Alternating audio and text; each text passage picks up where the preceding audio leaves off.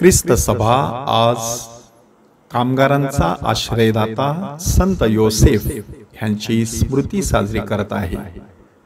काम और काम, सुबह और शाम, काम ही काम, अशा प्रकारचा विचार कधी कधी माणसाच्या मनामध्ये येऊन जाऊ शकतो की मी दिवसभर फक्त कामच करत राहायचं का? माझी कामं कधी संपणार आहेत? माझा ह्या कामाचा बोजा मला कधी कधी नकोसा होतो। अशा प्रकारचे उद्गार आपण ऐकत असतो। तर दुसरीकडे गोरगरीब, दीनदलित, बेकार असलेली माणसं कामाचा शोधात असतात। थोड्याशा कामासाठी सुद्धा मोठा कष्टाचा बोजा हातावरती घेण्याची त्यांची तयारी असते। टिचभर पोटासाठी, बोटभर चिंधीसाठी आणि घोटभर पाण्यासाठी आणि थोड्याशा अन्नासाठी माणूस बऱ्याच वेळेला दिवसभर श्रम उपसत राहतो। मग माणसाला कधी कधी असं वाटतं की केवळ कामच करत राहायचं का? आपल्याला दुसरी काही प्रतिष्ठा आहे किंवा नाही? तर कामाला देखील एक प्रतिष्ठा असते।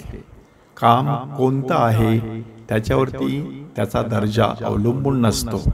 माणूस कोणतं काम करत असतो त्याच्यावर त्याची प्रतिष्ठा अवलंबून नसते।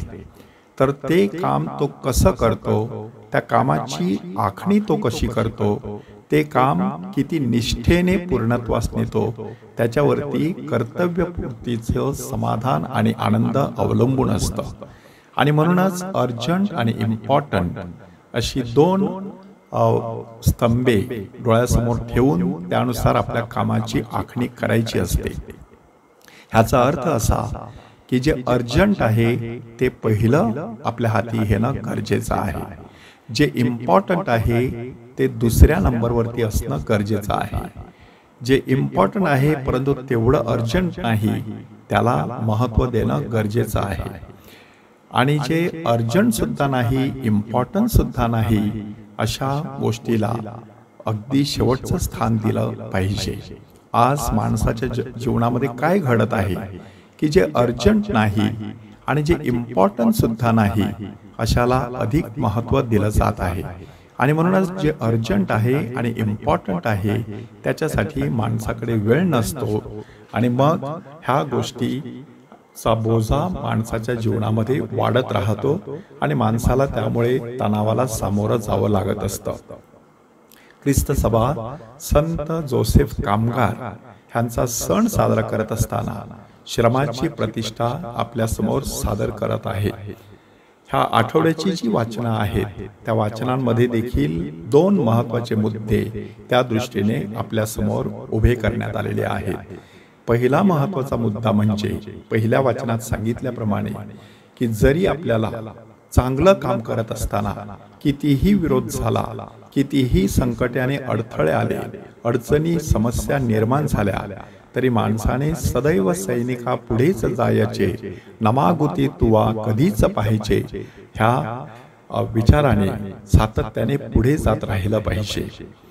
शुभवर्तमानामध्ये प्रभू येशू ख्रिस्त आणि निकोदेमस यांच्यामधील संवादाचा शेवटचा टप्पा आपल्यासमोर सादर करण्यात आलेला आहे आणि त्यामधून एक महत्त्वाचं सत्य आपल्यासमोर सादर करण्यात आलेलं आहे। आणि ते सत्य म्हणजे की ह्या जगातील काम करत असताना आपली नजर ह्या जगामध्येच अडकून राहता कामा नये।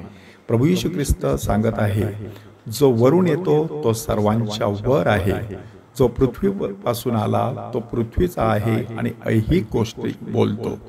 म्हणजे आपण ह्या जगातलं काम करत असताना कधीही ह्या जगाच्या रामरगाड्यामध्ये अडकून पडू नये, तर त्याच्या पलीकडे जाऊन आपल्याला हे सगळं करायचं असतं। ते स्वर्गात पोचण्यासाठी ह्या भावनेने ते कार्य करत राहायचं आहे। म्हणूनच आजच्या स्मृतीची जी वाचनं आहेत त्यामध्ये उत्पत्तीच्या पुस्तकात सांगितल्याप्रमाणे फलद्रूप व्हा, बहुगुणित व्हा, पृथ्वी व्यापून टाका आणि ती सत्तेखाली आणा। ह्या न्यायाने सतत काम करत राहायचं। मात्र आपलं काम हे परमेश्वराच्या योजनेचा भाग आहे की नाही हे तपासून पाहणं गरजेचं आहे। त्याचबरोबर शुभवर्तमानामध्ये प्रभू येशू ख्रिस्त स्वतःच्या नाझरेत गावी आल्यानंतर तिथे त्याला विरोधाला सामोरं जावं लागलं। आणि हे कशामुळे झालेलं आहे? कारण अतिपरिचयात अवज्ञा ह्या उक्तीप्रमाणे ते त्याला चांगल्या प्रकारे ओळखत होते. हा सुताराचा मुलगा ना, अशा शब्दात त्यांना हिणवलं. एखाद्या व्यक्तीच्या कामावरून त्या व्यक्तीला तुच्छ लेखणं हे योग्य नाही. म्हणून येशू सांगत आहे की संदेष्टा स्वदेशात मान्य होत नाही. अगदी त्याप्रमाणे आपल्याच माणसांसाठी आपणच केलेलं काम त्या माणसांच्या नजरेमध्ये मौल्यवान नसतं. त्या माणसांना वाटू शकतं, अरे हे तर त्याचं कर्तव्य आहे, त्याने त्याचं कर्तव्य केलेलं आहे, त्यात काय फार मोठं केलेलं आहे. परंतु जर आपण अशाही कामांची नोंद घेऊन वेळोवेळी क्षणोक्षणी अशा कामाची प्रशंसा केली तर काम करण्यासाठी माणसामध्ये हजार हत्तींचं बळ येत असतं. म्हणून पोप फ्रान्सिस यांनी आपल्याला सांगितलेलं आहे की कुटुंबामध्ये 3 शब्द सतत वापरले जाणे गरजेचं आहे. प्लीज, सॉरी आणि थँक्यू. प्लीज म्हटल्यानंतर कोणतंही काम दुसऱ्या व्यक्तीला सांगताना नम्रपणे सांगायचं. सॉरी सांगितल्यानंतर एखादं काम आपल्याकडून राहून गेलं असेल तर त्याबद्दल क्षमा मागण्याची तयारी ठेवायची.